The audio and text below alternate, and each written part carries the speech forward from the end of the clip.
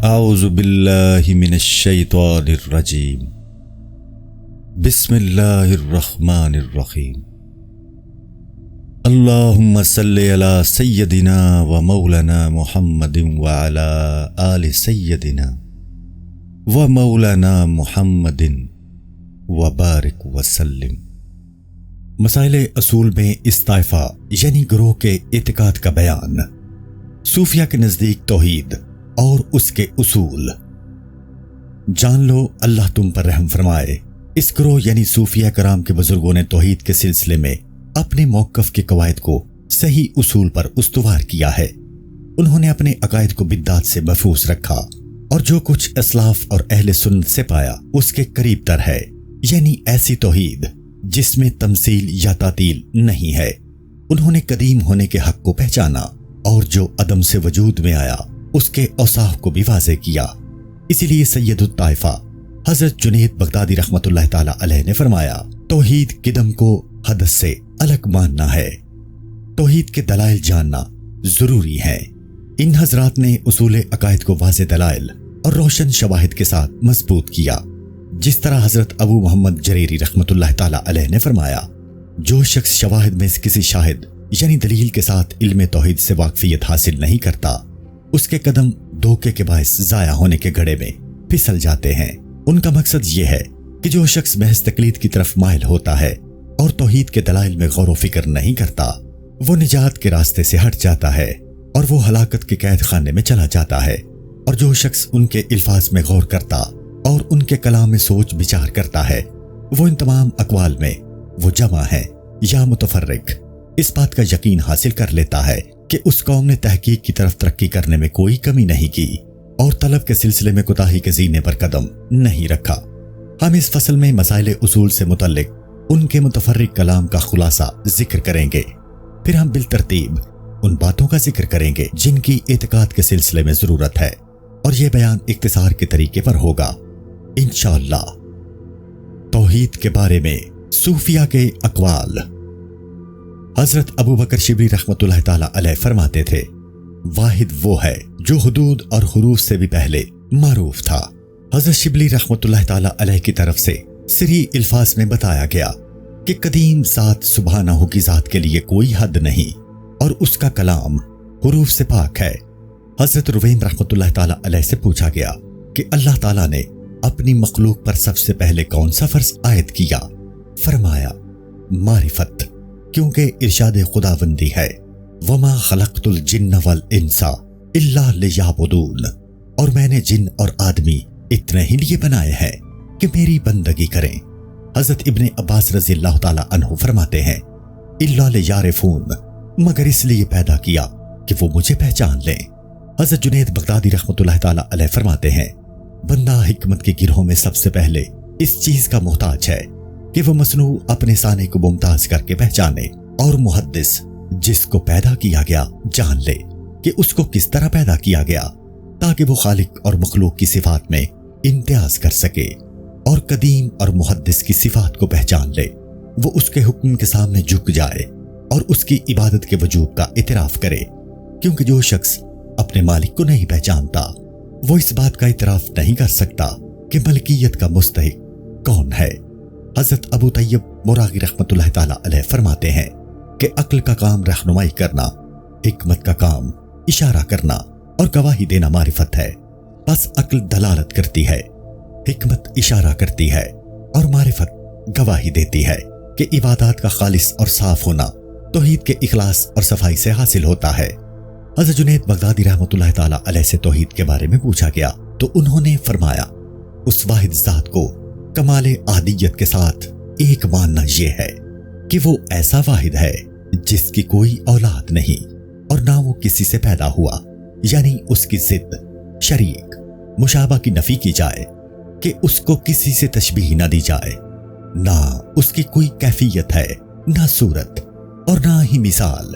ارشاد خداوندی ہے، لیسا کمثلہ شیء وہو السمیع البصیر، اس جیسا کوئی نہیں اور وہی سنتا دیکھتا ہے۔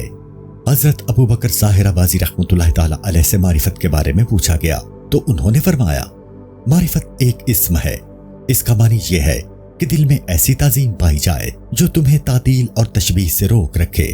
حضرت ابو الحسن بشنجی رحمۃ اللہ تعالی علیہ فرماتے ہیں، توحید اس بات کو جاننا ہے کہ اللہ دیگر ذاتوں کے مشابہ نہیں اور نہ اس کی صفات کی نفی ہو سکتی ہے۔ اللہ سبحانہ کی صفات۔ حضرت حسین بن منصور حلاج رحمۃ اللہ تعالی علیہ نے فرمایا، سب مخلوق کو حادث جانو، کیونکہ قدیم تو صرف وہی ہے، بس جس کا ظہور جسم کے ساتھ ہے اس کا عرض غیر کے ساتھ قائم ہونا لازم ہے، اور جس کا جمع ہونا آلات کے ساتھ ہوتا ہے اس کا باہم ملا رہنا اس کو مضبوط رکھتا ہے۔ جس کو ایک وقت جوڑتا ہے دوسرا وقت اسے متفرق کر دیتا ہے۔ جو غیر کے ساتھ قائم ہوتا ہے وہ حاجت مند ہوتا ہے، جس پر وہم کامیاب ہوتا ہے تصویر اس کی طرف چڑھتی ہے۔ جس کو کسی جگہ میں ٹھکانہ ملتا ہے اس کے لیے لفظ عین یعنی کہاں ہے استعمال ہوتا ہے، اور جس کا کوئی ہم جنس ہو کیفیت اس کی طالب ہوتی ہے۔ بے شک اللہ سبحانہ پر لفظ فوق یعنی اوپر سایہ فگن نہیں ہوتا، لفظ تحت نیچے اس کو اٹھاتا نہیں، اس کے مقابل کوئی حد نہیں، لفظ انس پاس ہونا اس سے ٹکراتا نہیں، لفظ خلف یعنی پیچھے اس کو پکڑتا نہیں، لفظ امام یعنی آگے اس کی حد بندی نہیں کرتا، لفظ قبل یعنی پہلے اس کو ظاہر نہیں کرتا، اور لفظ بعد اس کو فنا نہیں کرتا، لفظ کل اس کو جمع نہیں کرتا، اور لفظ کانا اس کا موجد نہیں، اور نہ لفظ لیسا یعنی نہیں ہے اس کو مفقود کر سکتا ہے۔ اس کے وصف کی کوئی صفت نہیں، اس کے فعل کی کوئی علت یعنی سبب نہیں، اس کے ہونے کی کوئی انتہا نہیں، وہ مخلوق کے احوال سے پاک ہے، اس کے وجود میں کوئی ملاوٹ نہیں، اور اس کے فعل میں کوئی مشق نہیں، وہ ان یعنی مخلوق سے قدیم ہونے کے ساتھ ممتاز ہے، جس طرح وہ اپنے حدوث کے ساتھ اس سے جدا ہے۔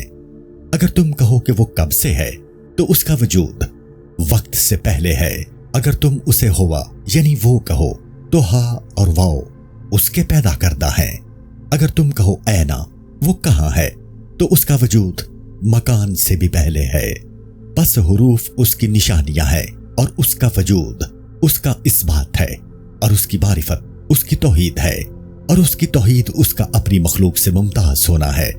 جو کچھ وہموں میں متصور ہوتا ہے وہ اس کے خلاف ہے۔ وہ چیز اس کے ساتھ کیسے کھلے جس کی ابتدا اس اللہ سے ہے، یا جس کو اس نے پیدا کیا وہ اس کی طرف کس طرح لوٹے؟ آنکھیں اس کو دیکھ نہیں سکتی، گمان اس کے مقابل نہیں آ سکتے، اس کا قرب اس کی عزت ہے، اور اس کی دوری اس کی توہین ہے، اس کی بلندی بغیر اوپر کی طرف چڑھنے کے ہے، اور اس کا آنا بغیر منتقل ہونے کے ہے۔ وہ اول ہے، آخر ہے، ظاہر اور باطن ہے، قریب بھی ہے اور دور بھی، اس کی مثل کوئی چیز نہیں، اور وہ سننے دیکھنے والا ہے۔ حضرت یوسف بن حسین رحمۃ اللہ تعالی علیہ فرماتے ہیں، ایک شخص حضرت ذوالنون مصری رحمۃ اللہ تعالی علیہ کے سامنے کھڑا ہوا اور اس نے کہا، مجھے توحید کے بارے میں بتائیے کہ وہ کیا ہے۔ انہوں نے فرمایا، توحید اس بات کا جاننا ہے کہ اشیاء میں اللہ کی قدرت کسی ملاوٹ کے بغیر ہے، اور اشیاء میں اس کی تخلیق کسی مشقت کے بغیر ہے۔ ہر چیز کی علت اس کی صنعت ہے، اور اس کی صنعت کی کوئی علت نہیں، اور بلند آسمانوں اور پست زمینوں میں اس کے سوا کوئی تدبیر کرنے والا نہیں، اور جس کا تمہارے وہم میں تصور آتا ہے وہ اس کے خلاف ہے۔ اور حضرت جنید بغدادی رحمۃ اللہ تعالی علیہ نے فرمایا، توحید یہ ہے کہ تم اس بات کو جان لو اور اقرار کرو کہ اللہ اپنی ازلیت میں ایک ہے، نہ اس کا کوئی ثانی ہے، اور نہ اس سے پہلے کوئی چیز عمل میں آئی۔ ایمان کی تعریف۔ حضرت ابو عبداللہ بن خفیف رحمۃ اللہ تعالی علیہ نے فرمایا، دلوں کا ان غیب کی باتوں کو سچا ماننا جن کا اللہ کو سب سے زیادہ علم ہے۔ حضرت ابو العباس سیاری رحمۃ اللہ تعالی علیہ فرماتے ہیں، اللہ کی عطا دو قسم کی ہے، نمبر 1 کرامت، نمبر 2 استدراج۔ بس جس چیز کو اللہ تم پر باقی رکھے وہ کرامت ہے، اور جس کو تم سے دور کرے وہ استدراج ہے، یعنی تم کہو میں انشاءاللہ مومن ہوں۔ حضرت ابو العباس سیاری رحمۃ اللہ تعالی علیہ اپنے وقت کے شیخ تھے، اور میں نے حضرت ابو علی دقاق رحمۃ اللہ تعالی علیہ سے سنا، وہ فرماتے تھے، ایک شخص نے حضرت ابو العباس رحمۃ اللہ تعالی علیہ کے پاؤں کو ٹٹولا تو انہوں نے فرمایا تم ایسے پاؤں کو ٹٹول رہے ہو جس کو میں نے اللہ کی نافرمانی میں کبھی نہیں اٹھایا۔ حضرت ابو بکر واسطی رحمۃ اللہ تعالی علیہ فرماتے ہیں جو شخص کہے میں حقیقتاً اللہ پر ایمان رکھتا ہوں تو اس سے کہا جائے گا حقیقت اطلاع اور احاطہ کا تقاضا کرتی ہے، بس جو اس چیز کو نہ پائے اس کا دعویٰ باطل ہے۔ اس سے ان کی مراد وہی ہے جو اہل سنت نے کہا کہ حقیقی مومن وہ ہے جس کے لیے جنت کا فیصلہ ہو گیا۔ تو جو شخص اللہ کے اس پوشیدہ راز کو نہیں جانتا اس کا یہ دعویٰ کہ وہ حقیقتاً واقعی مومن ہے صحیح دعویٰ نہیں۔ حضرت سہل بن عبداللہ تستری رحمۃ اللہ تعالی علیہ فرماتے ہیں مومن اللہ کو آنکھوں کے ساتھ کسی احاطہ اور انتہا کے ادراک کے بغیر دیکھیں گے۔ اللہ کے بارے عقیدہ۔ حضرت ابو الحسین نوری رحمۃ اللہ تعالی علیہ فرماتے ہیں حق نے دلوں کا مشاہدہ کیا تو رسول کریم صلی اللہ علیہ وآلہ وسلم کے علاوہ کسی دل کو اپنا زیادہ مشتاق نہ پایا، بس اس نے دیکھنے اور مکالمہ کرنے کی جلدی کرتے ہوئے آپ صلی اللہ علیہ وآلہ وسلم کو معراج شریف کے ساتھ عزت عطا فرمائی۔ حضرت ابو عثمان مغربی رحمۃ اللہ تعالی علیہ کے خادم حضرت محمد بن محبوب رحمۃ اللہ تعالی علیہ فرماتے ہیں کہ ایک دن حضرت ابو عثمان مغربی رحمۃ اللہ تعالی علیہ نے مجھ سے فرمایا اے محمد اگر کوئی شخص تم سے پوچھے تیرا معبود کہاں ہے تو تم کیا کہو گے؟ فرماتے ہیں میں نے کہا میں کہوں گا وہ وہاں ہے جہاں وہ ازل میں تھا۔ انہوں نے فرمایا اگر وہ پوچھے ازل میں کہاں تھا تو تم کیا کہو گے؟ میں نے کہا میں کہوں گا جہاں وہ اب ہے، یعنی وہ جہاں تھا وہ مکان نہیں اور اب بھی اسی طرح ہے جس طرح پہلے کسی مکان کے بغیر تھا۔ فرماتے ہیں وہ مجھ پر راضی ہوئے اور انہوں نے اپنی قمیص اتار کر مجھے عطا فرمائی۔ حضرت ابو عثمان مغربی رحمۃ اللہ تعالی علیہ فرماتے ہیں میں اللہ کی جہت کے بارے میں ایک عقیدہ رکھتا تھا، جب میں بغداد میں آیا تو وہ میرے دل سے زائل ہو گیا، بس میں نے مکہ مکرمہ میں اپنے احباب کی طرف لکھا کہ اب میں جدید اسلام کے ساتھ مسلمان ہو گیا ہوں۔ حضرت محمد بن حسین سلمہ رحمۃ اللہ تعالی علیہ فرماتے ہیں کہ حضرت ابو عثمان مغربی رحمۃ اللہ تعالی علیہ سے مخلوق کے بارے میں پوچھا گیا تو انہوں نے فرمایا یہ جسم اور ارواح ہیں جن پر احکام جاری ہوتے ہیں۔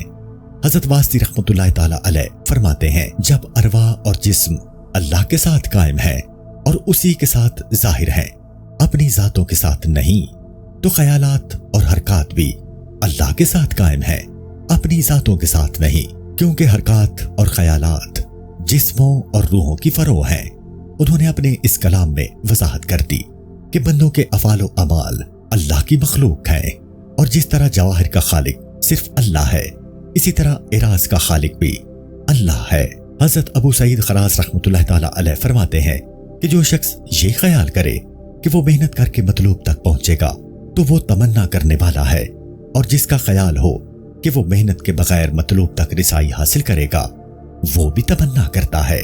حضرت واسطی رحمۃ اللہ تعالی علیہ فرماتے ہیں مقامات مقسوم ہیں، ان کی تقسیم کر دی گئی ہے، اور وہ صفات ہیں جو جاری کر دی گئی ہیں۔ کس طرح حرکات کے ذریعے ان کو حاصل کیا جا سکتا ہے اور کوشش کے ذریعے پایا جا سکتا ہے۔ کفر کی تعریف۔ حضرت واسطی رحمۃ اللہ تعالی علیہ سے اللہ کے ساتھ کفر یا اللہ کے لیے کفر کے بارے میں پوچھا گیا۔ انہوں نے فرمایا کفر اور ایمان دنیا اور آخرت اللہ کی طرف سے ہیں، اللہ کی طرف ہیں، اللہ کے ساتھ ہیں اور اللہ کے لیے ہیں۔ ابتدا اور آغاز اللہ کی طرف سے ہے اور واپسی اور انتہا بھی اللہ کی طرف ہے، بقا اور فنا بھی اللہ کے ساتھ ہے، اور ملکیت اور تخلیق بھی اللہ کے لیے ہے۔ توحید کیا ہے؟ حضرت جنید بغدادی رحمۃ اللہ تعالی علیہ فرماتے ہیں بعض علماء سے توحید کے بارے میں پوچھا گیا تو انہوں نے فرمایا یہ یقین ہے۔ پوچھنے والے نے عرض کی اس کی وضاحت کیجئے۔ انہوں نے فرمایا تو اس بات کی پہچان حاصل کر لے کہ مخلوق کی حرکات اور سکون اللہ وحدہ کا فعل ہے، اس کا کوئی شریک نہیں۔ جب تو یہ بات جان لے گا تو تو نے توحید کو مان لیا۔ حضرت محمد بن حسین جوہری رحمۃ اللہ تعالی علیہ فرماتے ہیں کہ حضرت ذوالنون مصری رحمۃ اللہ تعالی علیہ کے پاس ایک شخص آیا اور عرض کیا میرے لیے اللہ سے دعا کیجئے، تو انہوں نے فرمایا اگر غیب کے علم میں توحید کی تصدیق کے ساتھ تیری مدد ہو چکی ہے تو تیرے لیے کتنی ہی مقبول دعائیں گزر چکی ہیں، ورنہ ڈوبنے والے کو پکار بچا نہیں سکتی۔ حضرت واسی رحمت اللہ تعالی علیہ فرماتے ہیں فرعون نے ظاہری طور پر ربوبیت کا دعویٰ کیا اور معتزلہ نے پوشیدہ طور پر یہ دعویٰ کیا۔ وہ کہتے ہیں تم جو چاہو کرو۔ حضرت ابو الحسین نوری رحمت اللہ تعالی علیہ فرماتے ہیں توحید ہر وہ خیال جو اللہ کی طرف اشارہ کرے لیکن اس میں تشبیہ کے خیالات کی مزاحمت نہ ہو، یعنی اللہ کے ساتھ مشابہت نہ ہو۔ حضرت ہلال بن احمد رحمت اللہ تعالی علیہ فرماتے ہیں حضرت ابو علی روزواری رحمت اللہ تعالی علیہ سے توحید کے بارے میں پوچھا گیا تو انہوں نے فرمایا توحید دل کی استقامت کا نام ہے، جبکہ تعطیل کے عقیدے سے جدا ہو اور تشبیہ کا بھی انکار کیا جائے۔ توحید ایک کلمہ میں ہے، وہموں اور افکار میں جو تصور آتا ہے اللہ اس کے خلاف ہے، کیونکہ ارشاد خداوندی ہے لیسا کمثلہ شیء وہو السمیع البصیر، اس جیسا کوئی نہیں اور وہی سنتا دیکھتا ہے۔ حضرت ابو القاسم نصر اباظی رحمت اللہ تعالی علیہ فرماتے ہیں جنت اس کے باقی رکھنے سے باقی ہے، تیرے لیے اس کا ذکر، اس کی رحمت اور تیرے لیے اس کی محبت اس کے باقی رکھنے کے ساتھ باقی ہے۔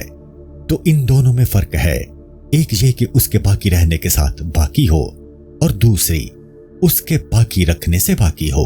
تو یہ بات حضرت شیخ ابو القاسم نصر اباظی رحمت اللہ تعالی علیہ نے فرمائی ہے، یہ انتہائی تحقیق ہے، کیونکہ اہل حق نے فرمایا ذات قدیم سبحانہ ہو کی صفات اس کے باقی رہنے کے ساتھ باقی ہیں۔ بس انہوں نے اس مسئلہ سے آگاہ کیا اور واضح کیا کہ جو باقی ہے وہ اس کے باقی رہنے سے باقی ہے، اور جو کچھ اہل حق کے مخالفین نے کہا وہ اس کے خلاف ہے، بس انہوں نے حق کی مخالفت کی۔ حضرت نصر اباظی رحمت اللہ تعالی علیہ فرماتے ہیں کہ تم فعل کی صفات اور ذات کی صفات میں تردد کرتے ہو، در حقیقت یہ دونوں اللہ کی صفات ہیں۔ جب وہ جدائی کے مقام پر تجھے دیوانہ کر دے تو اپنی صفات فعل کے ساتھ تجھے ملا دیتا ہے، اور جب وہ تجھے جمع کے مقام تک پہنچا دے تو اپنی ذات کی صفات سے ملا دیتا ہے۔ اور حضرت ابو القاسم نصر اباظی رحمت اللہ تعالی علیہ اپنے وقت کے شیخ تھے۔ امام ابو اسحاق اصفرائینی رحمت اللہ تعالی علیہ فرماتے ہیں جب میں بغداد میں آیا تو میں نیشاپور کی جامع مسجد میں روح کے مسئلہ پر درس دیتا تھا اور اپنی بات کی تشریح کرتے ہوئے کہتا کہ یہ مخلوق ہے، اور حضرت ابو القاسم نصر اباظی رحمت اللہ تعالی علیہ ہم سے دور بیٹھے ہوئے تھے، لیکن انہوں نے میرے کلام کی طرف کان لگا رکھے تھے۔ چند دنوں کے بعد ایک دن وہ ہمارے پاس سے گزرے تو انہوں نے حضرت محمد الفرا رحمت اللہ تعالی علیہ سے فرمایا میں گواہی دیتا ہوں کہ میں اس شخص کے اسلام پر نئے سرے سے ایمان لایا، اور انہوں نے میری طرف اشارہ کیا۔ حضرت جنید بغدادی رحمت اللہ تعالی علیہ نے فرمایا جس کی کوئی شبیہ اور نظیر نہیں وہ اس کے ساتھ کب مل سکتا ہے جس کی شبیہ اور نظیر ہے؟ افسوس، یہ عجیب گمان ہے۔ ہاں، اگر وہ مہربان ذات مہربانی کرے تو یہ ممکن ہے، کیونکہ وہاں ادراک، وہم اور احاطہ کا گزر نہیں، ہاں یقین کا اشارہ اور ایمان کا ثبوت ممدو معاون ہے۔ حضرت طاہر بن اسماعیل رازی رحمت اللہ تعالی علیہ فرماتے ہیں حضرت یحییٰ بن معاذ رحمت اللہ تعالی علیہ سے کہا گیا مجھے اللہ کی خبر دیجئے، فرمایا وہ ایک معبود ہے۔ ان سے پوچھا گیا اس کی کیفیت کیا ہے؟ فرمایا بادشاہ ہے، قادر ہے۔ پوچھا گیا وہ کہاں ہے؟ فرمایا وہ مرصاد یعنی گاتھ میں ہے۔ سائل نے کہا میں آپ سے اس بارے میں نہیں پوچھتا۔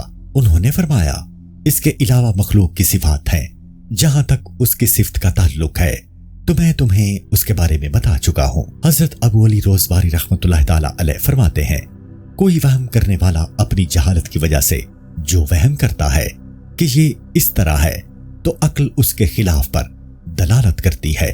حضرت ابن شاہین رحمت اللہ تعالی علیہ نے حضرت جنید بغدادی رحمت اللہ تعالی سے لفظ ماہ کا معنی پوچھا تو انہوں نے فرمایا ماہ کے دو معنی ہیں، انبیاء کرام علیہ السلام کے ساتھ مدد اور حفاظت کے معنی میں ہوتا ہے۔ ارشاد باری تعالی ہے میں تمہارے ساتھ ہوں، سنتا اور دیکھتا ہوں، یعنی میں تمہارا مددگار ہوں۔ اور عام لوگوں کے ساتھ علم اور احاطہ کے معنی میں ہوتا ہے۔ ارشاد باری تعالیٰ ہے، جہاں کہیں 3 شخصوں کی سرگوشی ہو تو چوتھا وہ موجود ہے، یعنی اللہ کو اس کا علم ہوتا ہے۔ حضرت ابن شاہین رحمت اللہ تعالیٰ علیہ نے فرمایا، آپ جیسے لوگ امت کے رہنما ہو سکتے ہیں۔ عرش کے بارے گفتگو۔ حضرت ذوالنون مصری رحمت اللہ تعالیٰ علیہ سے اس آیت کے بارے میں پوچھا گیا۔ الرحمن علی العرش استویٰ، وہ بڑی مہر والا، اس نے عرش پر استوا فرمایا جیسا اس کی شان کے لائق ہے۔ انہوں نے فرمایا، اس کا مطلب یہ ہے کہ اس نے اپنی ذات کو ثابت کیا اور کسی مکان میں ہونے کی نفی فرمائی، بس وہ ذاتی طور پر موجود ہے اور اشیاء اس کے حکم سے موجود ہیں، جس طرح وہ پاک ذات چاہے موجود ہوتی ہے۔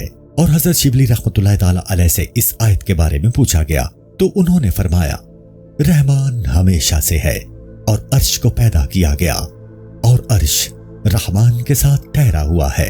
حضرت جعفر بن نصیر رحمت اللہ تعالیٰ علیہ سے اسی مذکورہ بالا آیت کے بارے میں سوال کیا گیا تو انہوں نے فرمایا، اس کے علم میں ہر چیز ہے اور کوئی چیز کسی دوسری چیز کے مقابلے میں اس کے زیادہ قریب نہیں ہے، یعنی سب کا قرب برابر ہے۔ اور حضرت امام جعفر صادق رحمت اللہ تعالیٰ علیہ نے فرمایا، جو شخص اللہ کو کسی چیز میں یا کسی چیز سے یا کسی چیز پر خیال کرے، اس نے شرک کیا، کیونکہ اگر وہ کسی چیز پر ہو تو وہ اٹھایا ہوا ہوگا، اگر کسی چیز میں ہوگا تو وہ محصور ہوگا، اور کسی چیز سے ہوگا تو حادث ہوگا، یعنی قدیم نہ ہوگا۔ حضرت امام جعفر صادق رحمت اللہ تعالیٰ علیہ نے ارشاد خداوندی ثم دنا فتدلی، پھر وہ جلوہ نزدیک ہوا پھر خوب اتر آیا کے بارے میں فرمایا، اگر کوئی شخص خیال کرے کہ وہ ذاتی طور پر قریب ہوا تو اس نے وہاں مسافت قرار دی، کیونکہ تدانی قریب ہونا یہ ہے کہ جب رسول اکرم صلی اللہ علیہ وآلہ وسلم اس کے قریب ہوئے تو اس نے آپ کو مختلف قسم کے معارف سے دور کر دیا، کیونکہ وہاں قرب اور بود نہیں ہے۔ اور میں نے استاذ ابو علی رحمت اللہ تعالیٰ علیہ کی تحریر دیکھی کہ ایک صوفی سے پوچھا گیا، اللہ کہاں ہے؟ اس نے کہا، اللہ تجھے تباہ کرے، تو عین ذات کے بارے میں لفظ عین کہاں ہے کے ساتھ پوچھتا ہے۔ حضرت خراز رحمت اللہ تعالیٰ علیہ فرماتے ہیں، قرب کی حقیقت یہ ہے کہ دل سے اشیاء کا احساس ختم ہو جائے اور دل اللہ کے ساتھ اطمینان حاصل کرے۔ حضرت ابراہیم خواص رحمت اللہ تعالیٰ علیہ فرماتے ہیں، میں ایک شخص کے پاس پہنچا جس کو شیطان نے پچھاڑ دیا تھا، میں اس کے کان میں اذان دینے لگا تو اس کے اندر سے شیطان نے مجھے آواز دی، مجھے چھوڑ دو کہ میں اس کو قتل کر دوں، کیونکہ یہ قرآن مجید کو مخلوق کہتا ہے۔ حضرت ابن عطا رحمت اللہ تعالیٰ علیہ نے فرمایا، جب اللہ نے حروف کو پیدا کیا تو ان کو اپنا راز قرار دیا، جب حضرت آدم علیہ السلام کو پیدا کیا تو یہ راز ان میں پھیلا دیا اور اسے کسی فرشتے میں نہیں رکھا، بس وہ حروف حضرت آدم علیہ السلام کی زبان پر جاری ہونے کے طریقوں اور لغات کے ترک کے مطابق جاری ہوئے، بس اللہ نے ان کو شکلیں عطا فرمائی۔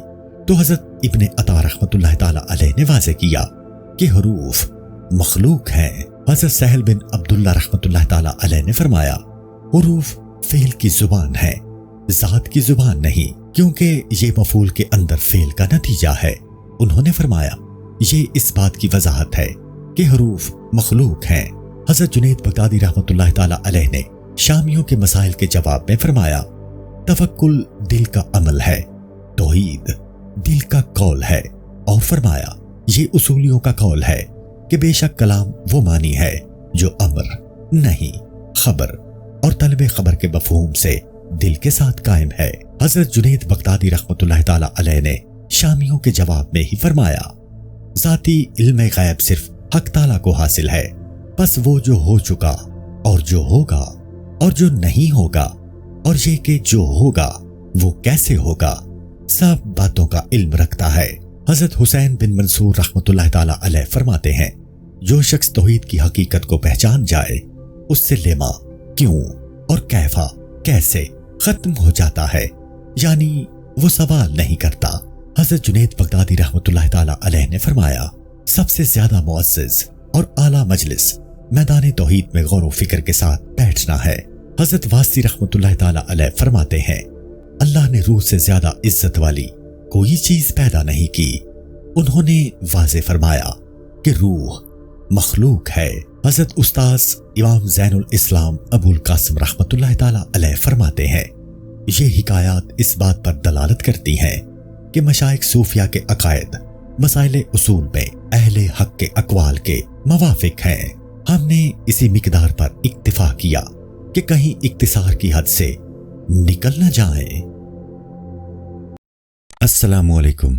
پوری کتاب دیکھنے کے لیے ہمارے یوٹیوب چینل صوفی سما کی پلے لسٹ میں جائیں۔ یہاں آپ کو مختلف بزرگوں کی کتابیں ملیں گی، اور جو کتاب پوری نہ ہوئی اس پر کام تیزی سے ہو رہا ہے اور ریگولر بیسس پر اپلوڈ ہوتی رہتی ہیں۔ آپ سے گزارش ہے کہ آپ ہمارے یوٹیوب چینل کو سبسکرائب کر لیں اور بیل نوٹیفیکیشن پر کلک کر لیں تاکہ ہماری آنے والی کتابیں آپ کو ملتی رہیں۔ جزاک اللہ خیر۔